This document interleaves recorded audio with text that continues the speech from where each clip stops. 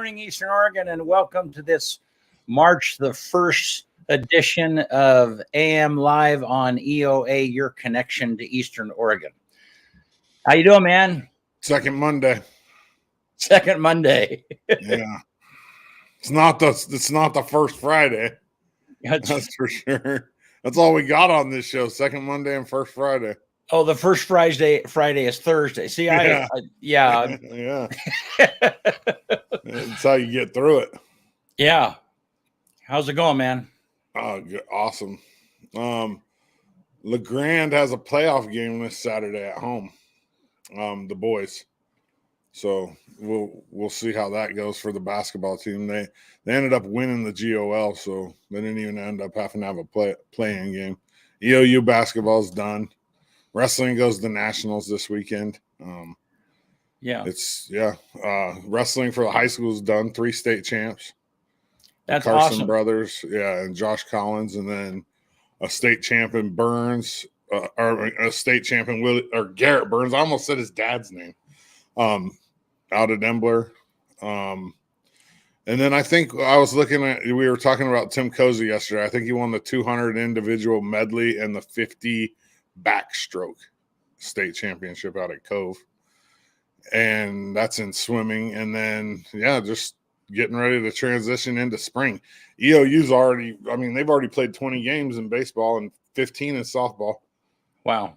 The softball team plays 17 games on the road before they come home because of the weather. I mean, we don't have turf here so it's kind of hard to play this time of year out there. It's a little soft. Yeah. Well, now the turf field that they put in down at Pioneer Park, are they going to use that this year? The EOU? Yeah. Yeah. EOU is playing on that field for a couple of years until they get a field built. The baseball team. Okay. The softball team has their own stadium, Peggy Anderson Field.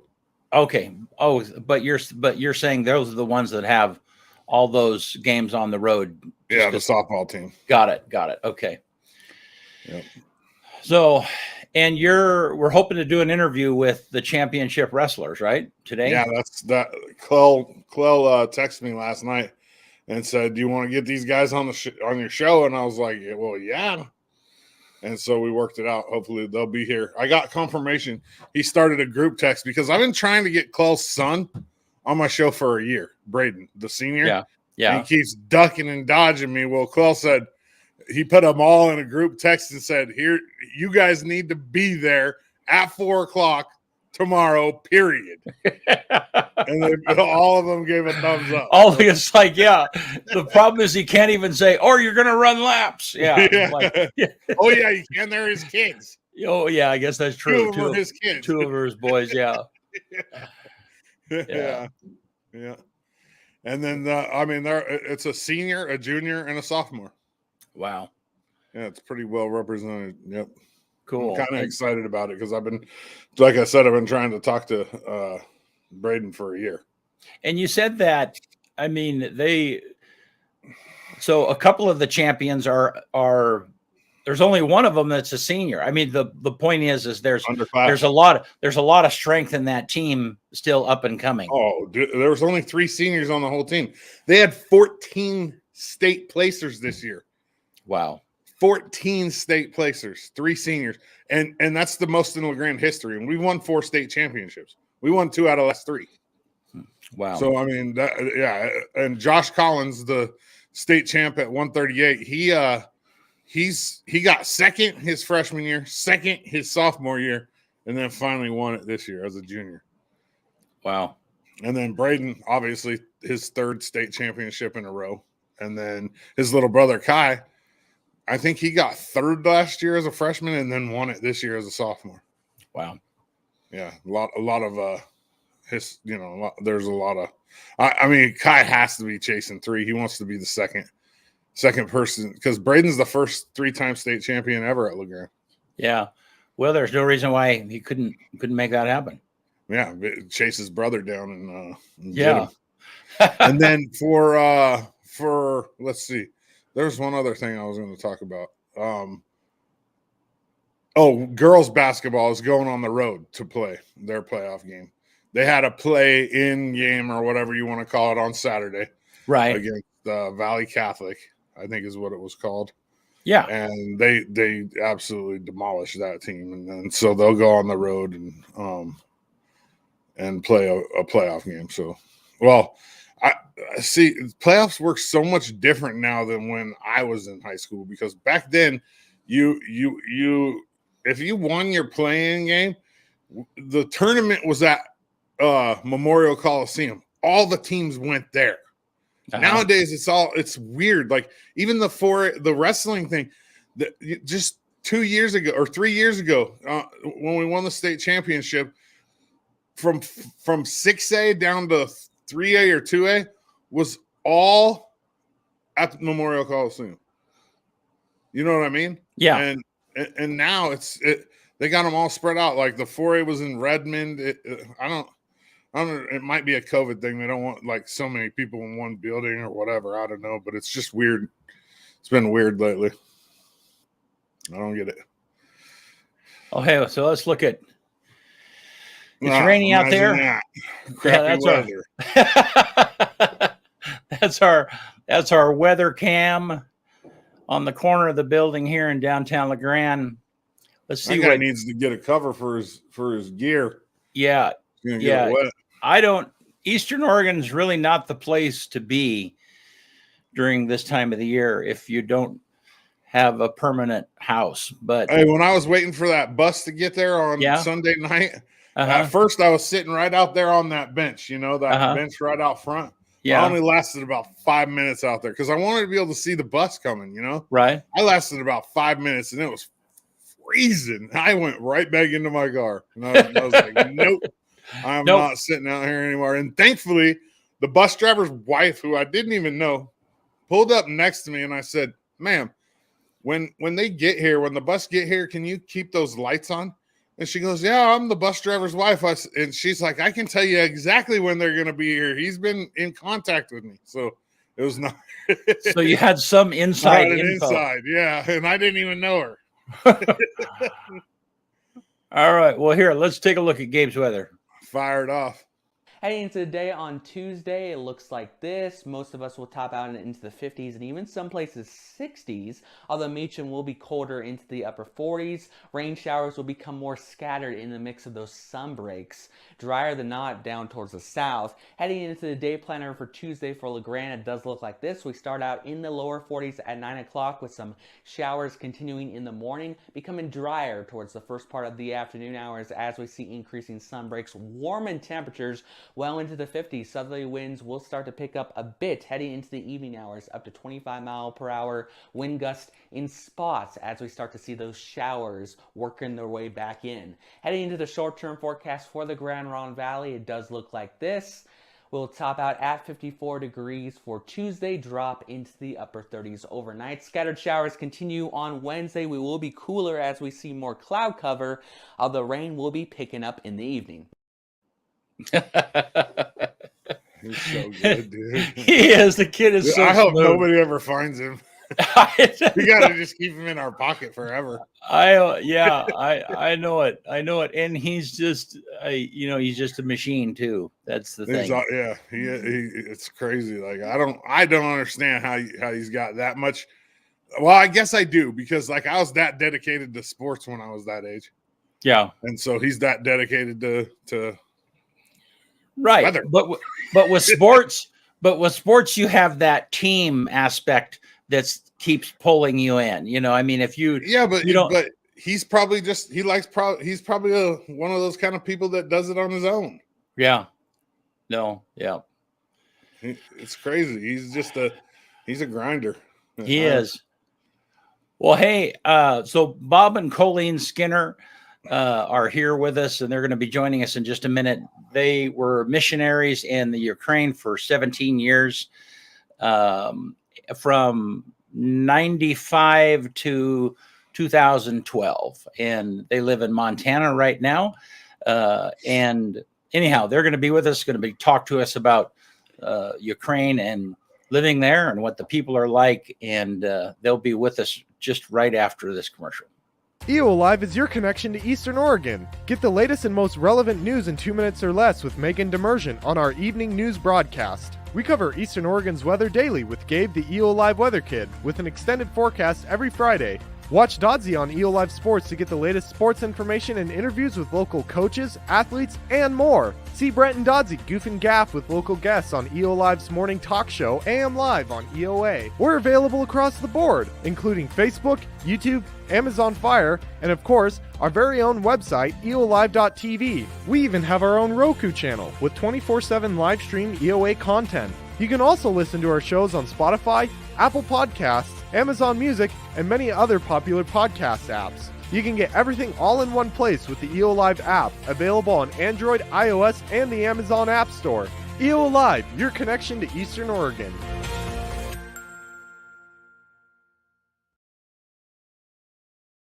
Hey, Bob and Colleen, how are you? You're muted on your end. And I can't unmute you. I'm sorry. There we go. Thank you. Yeah, I think the two most used phrases in the last 2 years is unprecedented and you're muted. Those two things. Yeah. Well, hey, thanks for being with us today. And Bob and Colleen, I knew in my college days. I don't think I've seen you in person probably since then, but dear friends and just really wonderful people. And I appreciate you guys being here. Now, Bob was raised in John Day, so he's got an Eastern Oregon connection, and we'll talk about that. He went to Boise State, played football there. Colleen is a missionary kid, grew up in the Philippines. Were you born in the Philippines? I'm trying to remember. No, I was 3 when my parents were appointed as missionaries. Yes. Okay. And so, and then I think you guys met each other at NNU or NNC, Northwest Nazarene in Napa. And that's a little bit of the background, but, how are you guys doing this morning? How's the weather? Where are you at? Where are you at in Montana? Yeah, we're in Billings, and it's warming up. Your weather is very similar to ours. Yeah. A week ago, Crappy. negative 24. Well, to have Eastern Oregon weather here. Yeah. Well, and I grew up in Wyoming, and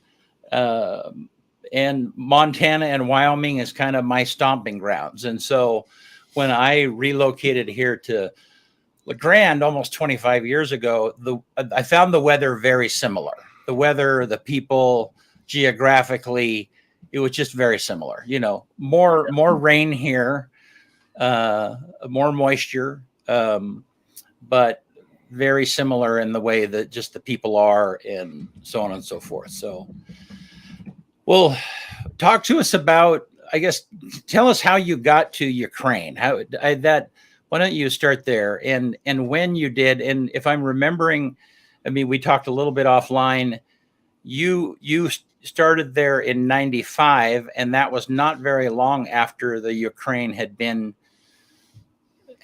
its independence. Okay. And so now here we are on the other end of that, where Russia is trying to take back their independence. I don't know. Just, we're kind of ignorant about this. We just want you to talk to us and tell us stuff. People, you have the opportunity to ask questions through Facebook comments, and we will funnel them to Bob and Colleen. But yeah, why don't you just kind of launch and tell us what you know about how you got there and how you found the people when you were there, and so on and so forth. Well, I will go clear back to when I was growing up in the Philippines. They had the largest Christian broadcasting radio station in Manila. And as a little girl, I used to hear somehow they would beam their programs into the Soviet Union. And so as a little girl, I heard stories out of the Soviet Union, people giving their stories of being great persecution, great suffering, and yet seeing God's hand at work through the church, through people who were faithful during that time of suffering. But some of those stories as a little girl were quite scary. And it was when I got to Northwest Nazarene University that we began to do mission trips through the choir that Brent and I were a part of, going to all parts of the world. And our director, Dr. Hill, his son, had direct contacts with people who were suffering in the Soviet Union. And Dr. Hill even taught us songs in Russian. And we had this heart for that part of the world. Still at that point, I never dreamed that God would lead me someday to that part of the world. So when Bob and I were first appointed as missionaries, it was back to the Philippines. So we served for 5 years in the Philippines. Our second boy was born there. And then the church asked us to consider transferring to Kiev, Ukraine. And I was just like that, Brent. At that point, I did not know where that was on the map. To me, the whole Soviet Union was Russia. And which is very interesting because that, we're watching that again. But so when we're praying for Kiev, Ukraine, not even hardly knowing, where that was, we started digging into where is this? What's happening in Kiev, Ukraine? And it hadn't been long since Chernobyl had this greatest nuclear disaster the world had ever known was right in Ukraine, still under Soviet days. But these people were fleeing, taking their babies in particular, to parts of the world that were safer for their children. So then, that's what I knew. We had 2 boys at the time, a baby, and I thought, taking them to a place where this nuclear disaster had happened, it was just very disconcerting to us. And we prayed much about that transfer. Well, before we knew it, we were being transferred to Kiev, and had our 3rd child while we were there. And then began to this whole part of the world began to open up to us. And when we first arrived, our first memories were it was dark, it was cold, and people rarely smiled. And we had no idea the history that would unfold before us of a people that had suffered greatly. Their whole history is a history of great suffering. And yet, as we got to know these precious people, I will tell you that sitting around their tables, having tea together was their heart. And thousands upon thousands of times, we sat around people's kitchen tables, having tea, hearing their hearts, sharing together, finding out there was such a deep love, such a deep passion through their suffering, through surviving, through not just surviving, but thriving through that in their relationships with one another. That relationships are so key, that our hearts just began to break, but also envelop these amazing people with huge hearts. And that's where we got to raise our boys, with these amazing people that have risen through the history of suffering. And now, as we reflect on what they're going through again, we are in constant contact there, hearing their stories. And again, you just see this inner strength of character, of being able to look at this like we're going to make it through this, and doing it together, joining arms. And anyway, Bob and I have been reflecting, of course, through this whole time, reflecting on how in the world we ended up in Ukraine, and were impacted, and our boys impacted and shaped by these precious people. And it's been an emotional time for us. It's been, really well. And you can see that kind of, when I first, when there were the first winds of a possible Soviet invasion a couple of months ago, I really thought that that that the Ukrainians would just let the Russians come in, because here you have this gigantic country that, the when you look at the statistics, it's just very difficult for the Ukrainians to defend themselves against such an overwhelming force. But what we've seen over the last few weeks, at least in the media, is that spirit that you're talking about, that them rising up and wanting to hang on to their independence, and I'm Bob, as I'm looking at you, it's like you look a little Russian. I mean, you. It's like, I would imagine that people wondered, are you sure you're not from here until you started talking? Yeah. Yeah. Well, we went there. It took us a while to really get to where we were comfortable with the language. We tried to learn the language there, which at the time everybody spoke Russian because it was just after the Soviet Union, and they made sure everybody spoke Russian in all of the 15 different republics that they had. So that's what we learned or tried to learn. And it took a while to get that and to really begin to once you have some of the language, you can begin to really grasp some of the cultural things, and so much is contained in language. And boy, the deeper we went, the better we got in Russian, the more that the culture just opened up. I mean, it just it was unbelievable, the richness, and it was. Yeah, it continues. It didn't stop. We never got to the bottom of it, not at all. But yeah, we really fell in love with the people there, and then to see, quite honestly, to see what God was doing. They'd had 80 years of communism, atheism, no God. Materialism, the only thing that's real is what you can see, touch, and feel. And when the walls came down, when the Soviet Union broke apart, missionaries, we were some of those that went in there and were able to preach and able to share. They'd had Christianity for 1,000 years, but for the last 80, it had been kind of stomped out by the communists. And so those old 1,000-year-old roots started coming to life again. And then all these new Christians, new missionaries coming in. It was exciting to see what was happening to the country spiritually. And there was a hunger, not just for God, for anything spiritual. Of course, the missionaries were talking about God and bringing all of that, as well as the Orthodox Church.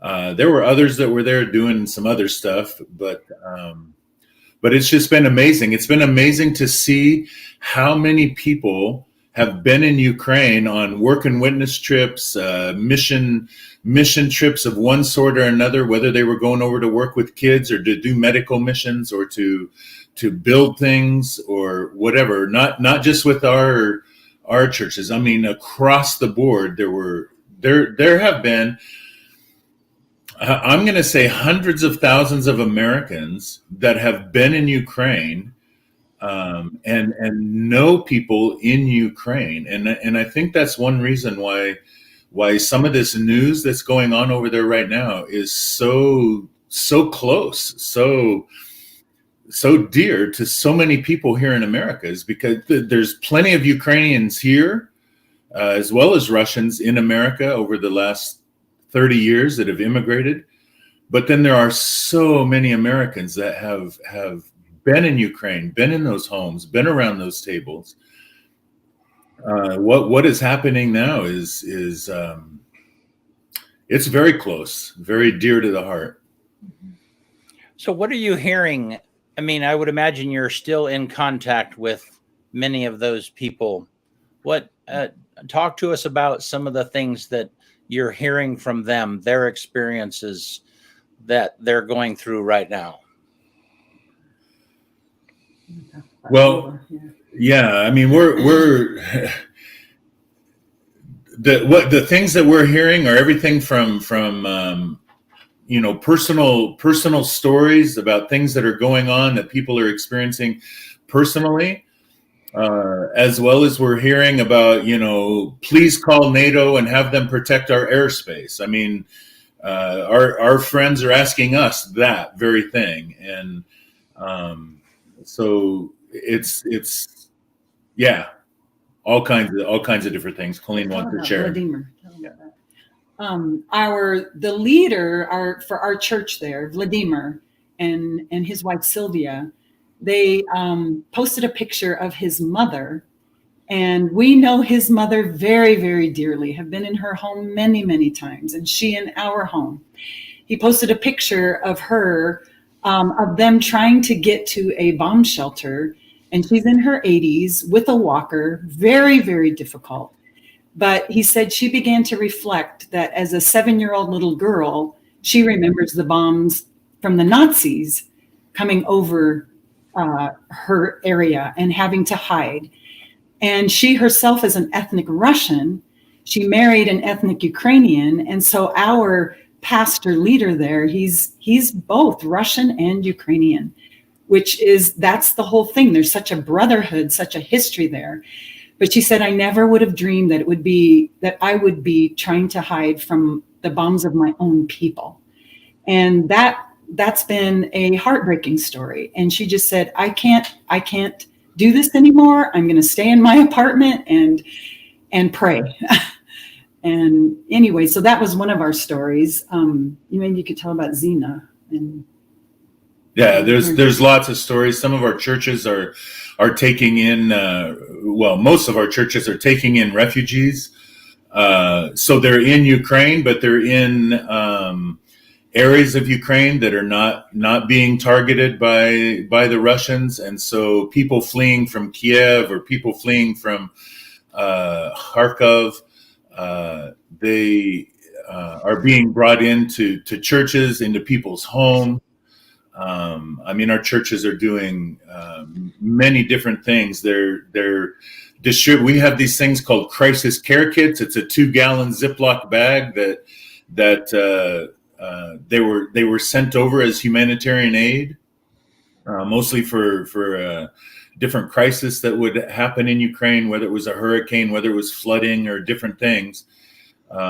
Recently, they've been shipped over because of what's been going on in eastern Ukraine for the last 8 years.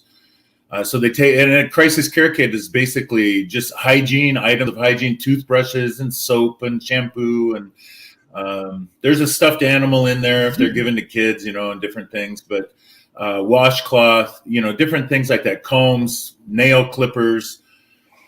Those are being distributed. People fleeing, they just get out of there, and many times don't even bring anything with them. Some of the people being called up, the men that are 18 years old to 60 years old, are being called up to defend cities, defend air bases, defend bridges.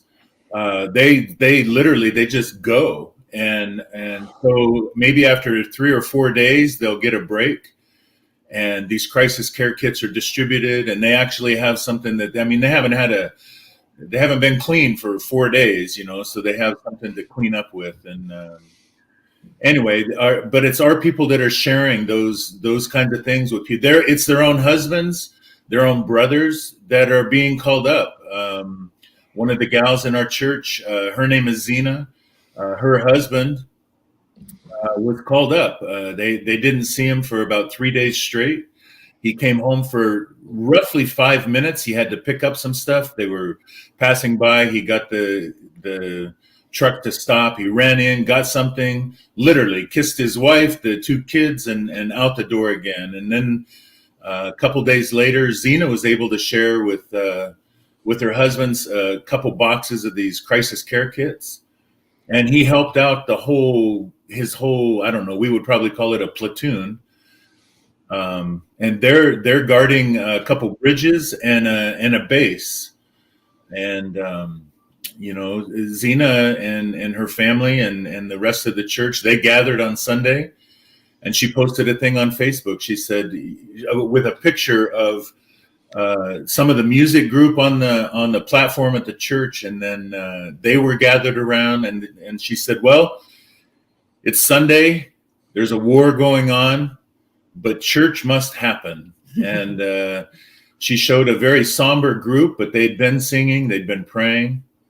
And then she showed the next picture was, she said, our pastors are in bomb shelters and they're having services there. Some of us are here at the church. And then we have those from our church that are on the front lines, and they were having services there as well. So that's kind of some of what's happening. And yeah, people just asking for help as well. And a lot of people, refugees, going to Poland, going to Hungary. We have plenty of friends that are getting their families out, doing that way as well. You were there when, you got there not long after they received their independence. And then over that course of years, I would imagine that you saw them start to express themselves as a society in a way that they never did before. And now it's like there's this thing trying to claw them back to where they were. I don't know, maybe talk for a minute about the way that you saw people emerge over 17 years. And now, it sounds like their lives are very similar, or at least have been, to what ours have been, to what Western folks are. And now this oppression is coming back in. I don't know, maybe talk a little bit about how you saw them emerge in that time that you were there. Yeah, I'm trying to think of the best way to describe it, but there was a growing, things progressed over time, that's for sure. When the Soviet Union broke apart, most of all of the structures of a country were up in Moscow. It was a very centralized government. And so all of the heads of all of the different agencies that a government would have, whether it's the IRS, our equivalent of the IRS, or whether it's the I'm trying to think of agencies, but if you can think of like big government agencies, they were all centralized up in Moscow. And so when the Soviet Union broke apart, these 15 republics did not have a developed system for their own republic, for their own country. So Ukraine did not ever have its own IRS, for example, or they had a division or whatever, if you will, of the Soviet Union kind of thing, but that wasn't developed for Ukraine. Just border patrol, customs agents, all of that stuff. It was all Soviet, and it was all centralized in Moscow. They obviously had people in Ukraine that served that, but that they weren't in charge of it. And so when all these new countries were being, well, they weren't new countries, but when they all became independent, they all had to form their own agencies. And that was an incredible learning process. We had some friends that came. He was doing his PhD studies, and he got involved with the development of Ukraine's finance department, banking and finance and all of that. It was fascinating to hear his stories about how things would develop and the conversations that would take place in Parliament and the different things that way. It was just fast to see how things would grow, how the country made stuff their own. But then this growing independence, this celebration of national holidays, and the growing importance, how those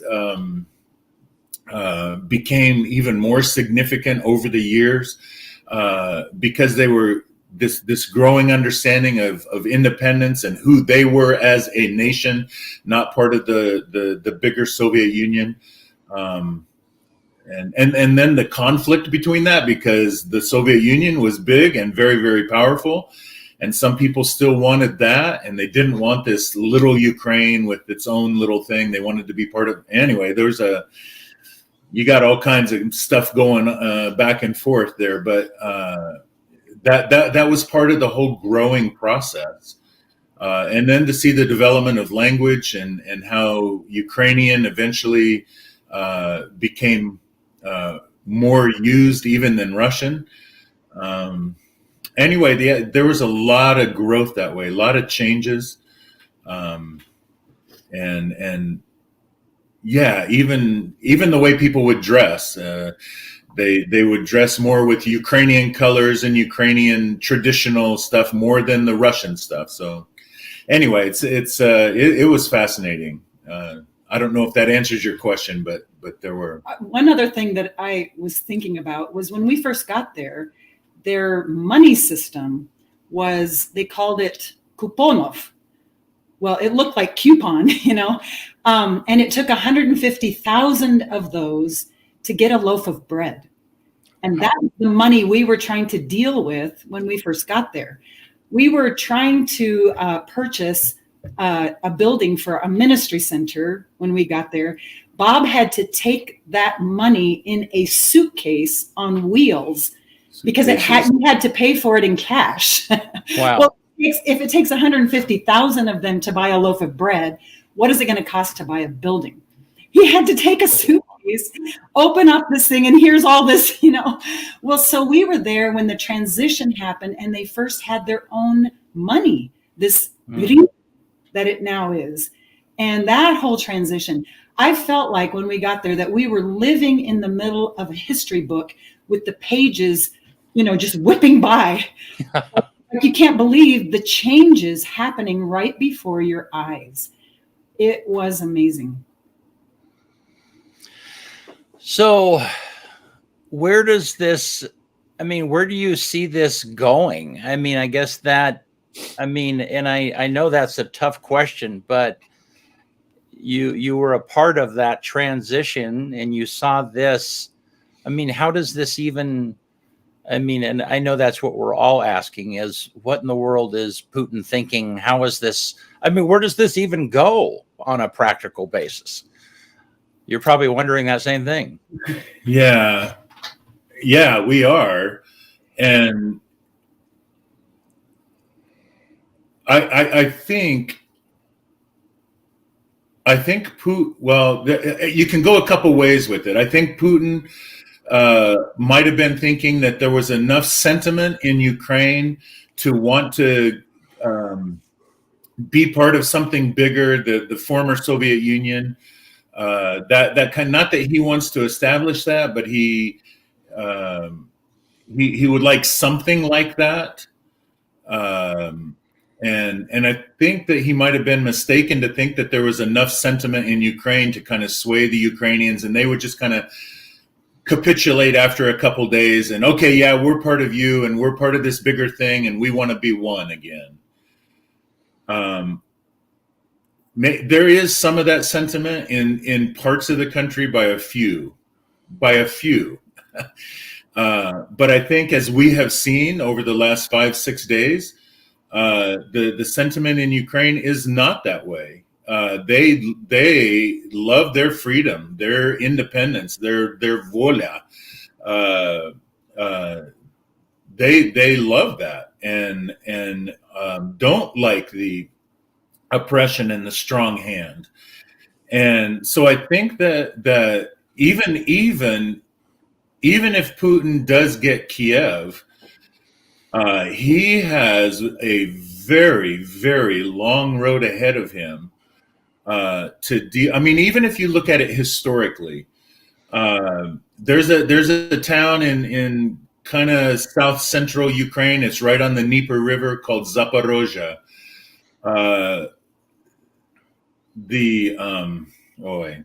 Cossacks. Sorry, I'm losing my words here.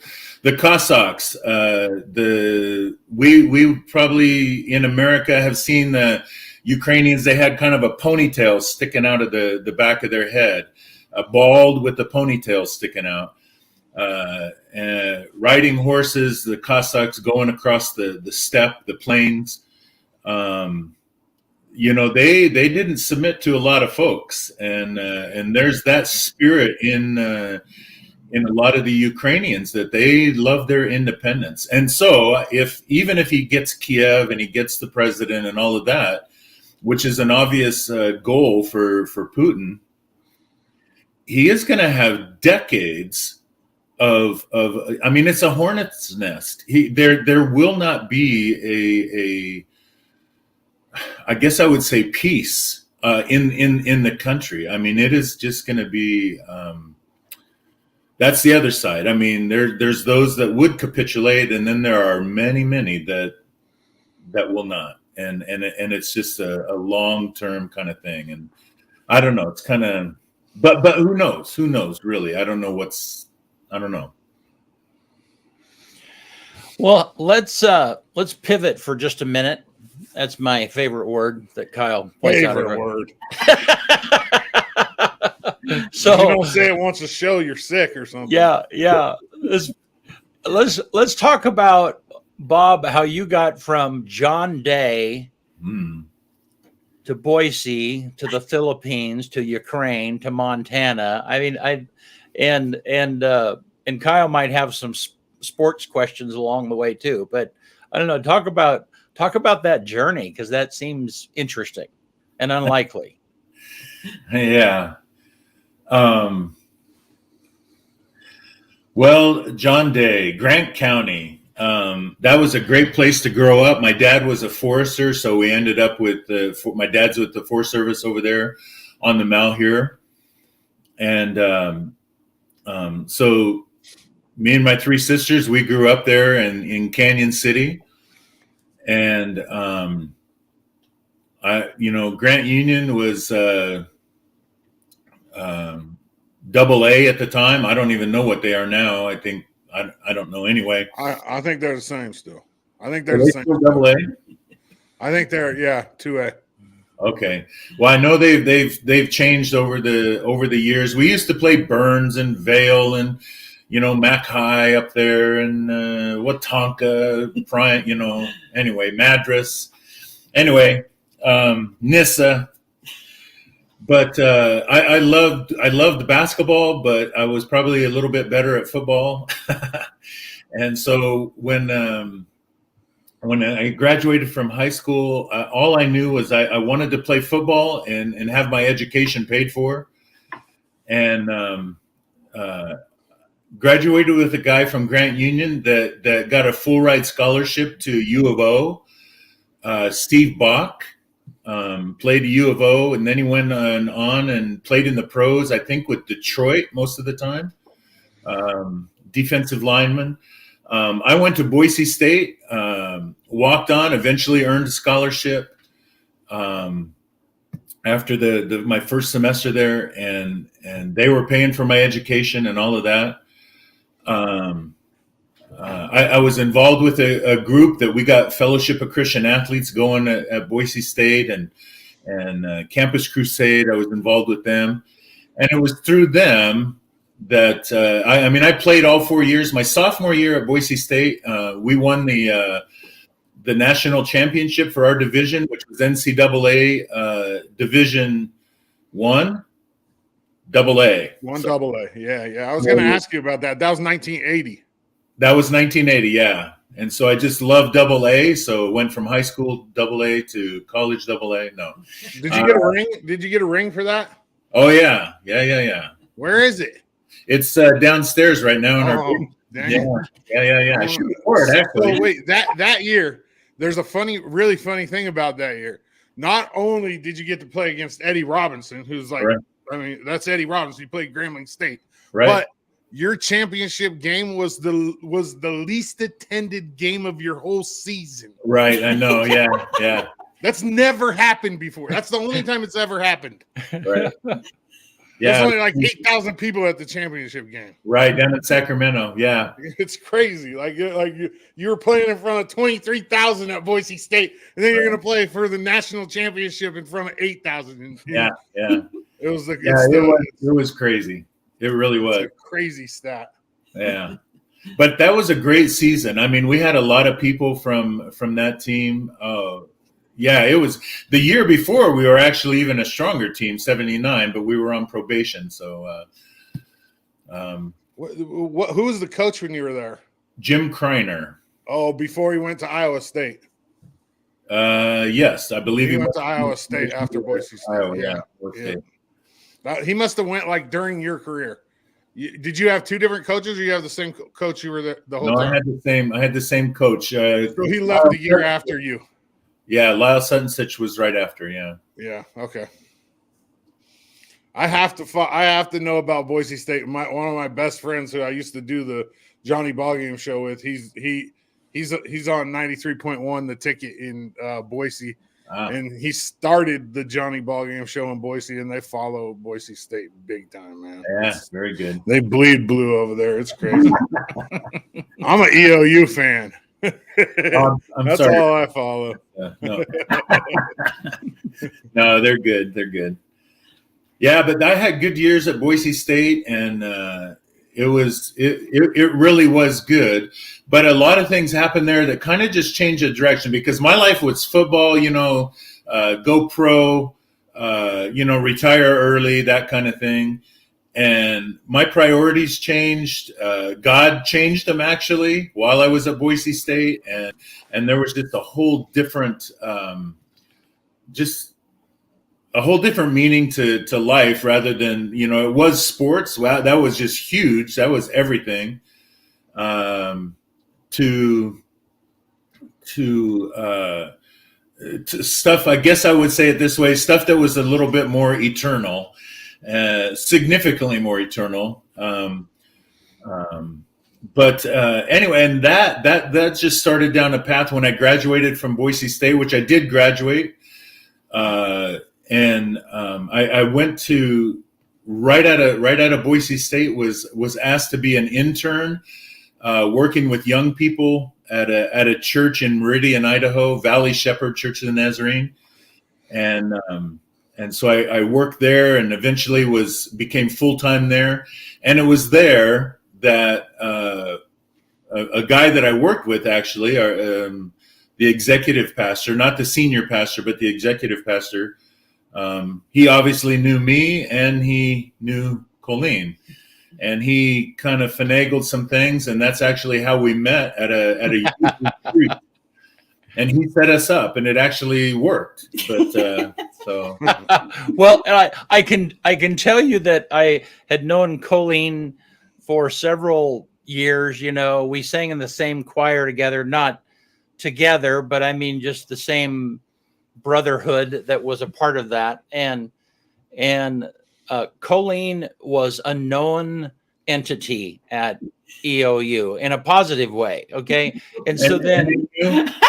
And so then it's like, so Colleen is single. She had newly been single, and it's like, I wonder who Colleen, it was like, and then all of a sudden, like, who's this robot looking dude that is hanging around with Colleen? I mean, he's like, he looks like something that a God created, and it was, you were a football dude, and you looked anyhow. So it was, I remember that, we were involved. I was involved in youth ministry at that time, and so was Colleen. And anyhow, I remember all of that era. So and it's like, yeah, your life was changed by Colleen, dude. That's, well, that was a significant impact. Yeah. we found out during one of the first times that we went out that both of us were called to go into missions. Well, then stuff really started getting serious, and that was So I remember there was a man that came up to me, and it was after a Sunday evening service, and he said, "Bob, you need more tools in your toolbox." And I looked at him and I thought, man, you don't even know what's in my toolbox, man. And he pulled out a flyer for the seminary to go get a master's degree. And I said, oh, those kind of tools. Yeah. Okay. So anyway, we went off to seminary eventually and right out of seminary. That was a 3-year kind of a deal. Right out of seminary, we were sent to the Philippines and as missionaries. And for Colleen, that was going home, but for me, that was a new experience. And then from the Philippines to Ukraine, and then Ukraine to Poland, and then from Poland to Montana. So, and that's where we are now, is in Billings. So, Wow. My sister is flying down to California in July. She's going to get her master's in theology at Life Pacific. oh, very good, very good. All right. Yeah, she Very went to EOU here. She's it's been kind of controversial. The church that she preached at, all the old heads didn't like women preaching, and Yeah. my sister's only 27 years old, and she's up there. I mean, but she's pretty dang powerful, and it's that's what she wants to do, man. It's her mission, and that's what God's calling her to do. There you go. Yeah. Well, so that's how you get from Eastern Oregon to all places around the world and figure out that you can actually learn another language rather than Eastern Oregonian and all of that. So, hey, if there are those of you who are listening that know Bob and Colleen, be sure and say something in the comments of Facebook, and we'll pull those in so they can see that you're here. So, wow, what a journey for you guys. And I mean, I would imagine your heart kind of aches for the Ukrainians. I mean, I don't know. How does that feel? I mean, you're in Montana, you're a long ways away from them. Yeah. I don't know. Where are you at with all that? Our hearts do hurt, and we do try to figure out what we can do. I think I've been thinking about it because we get asked by Ukrainians to help out in different ways. We get asked by other people that want to help them. They say, how can we help them? We're praying for them. We want to do that, but we also want to contribute, or we want to send something, or we want to do something concrete. And I've been thinking about that, and there are ways to do some concrete things. But one of the things I've been thinking about is, those people came out of communism for 80 years. And the whole thing about communism, just on a philosophical basis, is that, it's based on the idea of communism is that somewhere there is a thesis, and then there's an antithesis, and it results after a revolution in a synthesis. That's the philosophical approach, okay? Marx and Engels and all of those guys. But I guess what I'm saying is there's always in the mind, which this is Putin to the nth degree, there's always an enemy. There's always an antithesis. There's always somebody against you. Always. That's just the way, it's the rich and the poor, or whatever, however you want to describe it. But they always think that way. Well, I think one of the most powerful messages that we were able to bring as believers to the country of Ukraine, to Russia, to that entire part of the world, and that we still have, and that we have this message even in America today, especially in America today, is that something that we celebrated now it's been just over 2 months ago, 2.5 months ago, we celebrated Emmanuel. We celebrated God with us. And that's just an incredibly powerful message, is that we were, first of all, we are created, and that we're not created just to be, and that this system was set up of for and against and all of that. But that we were created, and that our Creator wants to fellowship, wants to be with us. And that's just a powerful message. It was a powerful message to the Ukrainians back in '95 that we are here with you. And not just we, but we as the representatives from our church and from our God, and it's together, and that is a powerful message. That there's a lot tied to that. There's a lot that goes into that, and I'm just kind of going right over the top of it. I won't start preaching here. You already are. It's okay though. And so, but the thing is,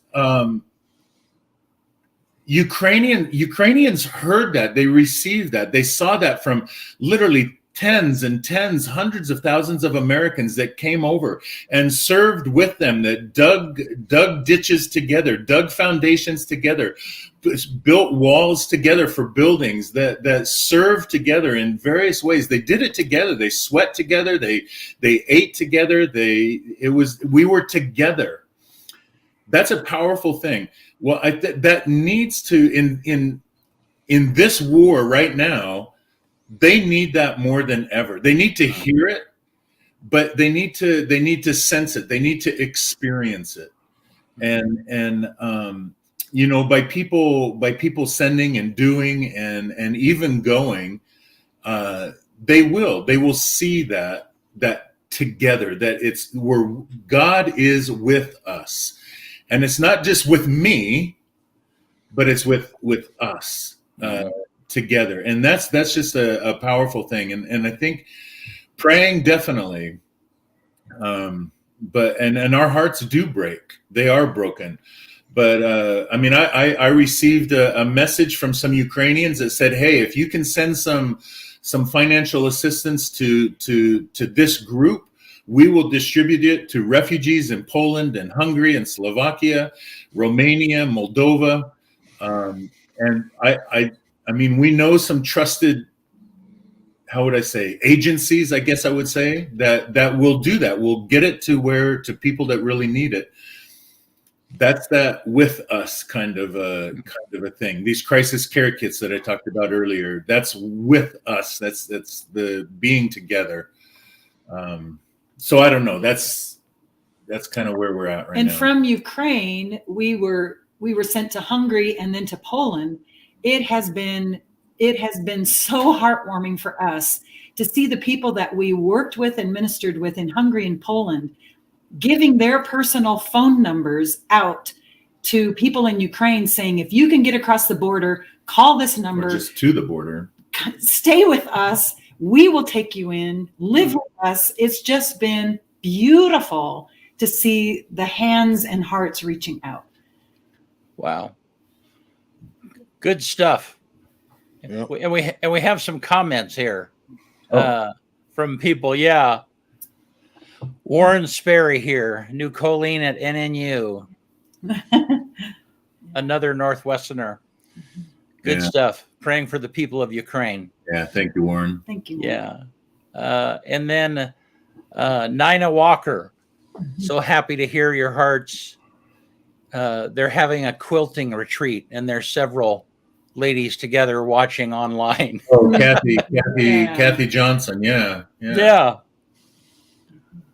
Yes, Awesome. Kathy Johnson said, "Great preaching, Bob." Right here. It's from Nina's thing, but she said that those notes are from Kathy. So is Greg Armstrong with you guys? Yeah. So Greg is a John Day kid, right? Okay. Yeah. He and I were in the same class. Yeah. Yep. And yep. And his daughter and son-in-law served in Ukraine as well. Oh, really? Yes. Awesome. Karen Horwood, great to see and hear your thoughts on Ukraine, Bob and Colleen. Sure, heartbroken for all the folks there. Prayers continue. Wow. It's crazy. Yeah. Yeah. I hadn't thought, but I should reach out to Kent Hill. He would be really good to talk about Ukraine. He knows the history. I had been kind of trying to scratch my head for people who I could talk to, and I have his information. He would be very good at it. So, You know that culture's tight when you got guys like Lomachenko, the number 8 boxer pound for pound in the world. Yeah. Just going back and taking up arms. The Klitschkovs, right? Yeah. He's the mayor of Kyiv. His brother, you can just totally tell that is a really tight culture. Yeah. Yeah. Our world sucks. Yeah, it does, but he is with us. That was your message, and that he includes us being with each other. Indeed. That's what you were saying, and I've said that throughout this whole mess is that it takes very little energy to be kind and compassionate to each other. And people desperately need it. What a cool thing for people in Poland and Hungary, like what you said. That is hey, come to our house. Yeah. Mm-hmm. That's the way that we're supposed to help each other. So, well, you guys, thank you so much for taking the time to be here this morning. And thank you. Yeah, we'll have to have another conversation, you guys, and catch up about Montana and Wyoming and how you're doing. Bob and Colleen are the district superintendents for the Church of the Nazarene for the Rocky Mountain District, which is Wyoming and Montana. That's the district and the church that I grew up in, and so we have lots of connections there. So, Jan said there are many claps here that we love very, very much. Yeah, I was home. I was in Kinnear not too long ago. Kinnear is kind of the center of my life, and was there. And the 3 families, the Hudson family and the Clapp family, they're still owned. Those places are only a mile from each other and still owned by family members, and it's just such a rich, wonderful culture. Yeah. It is. Yep. All righty. Well, thanks you guys so much. We'll catch up with you soon, hopefully again. Thank you. Thank you. All right, man. Back to normal. Yeah. That threw me off. I didn't know we were going in the weird shape. On this day, March 1st, 1872, the U.S. Congress authorized the creation of Yellowstone National Park. It was the world's first national park. On this day in 1873, Remington Sons of Ilion, New York, began manufacturing the first practical typewriter. On this day in 1937, Remington and Sons. On this day in 1937 in Connecticut, the first permanent automobile license plates were issued. 1937. 1973, Pink Floyd released Dark Side of the Moon on this day. And then finally in 1995, there's nothing important after 1995, apparently. Yahoo was incorporated.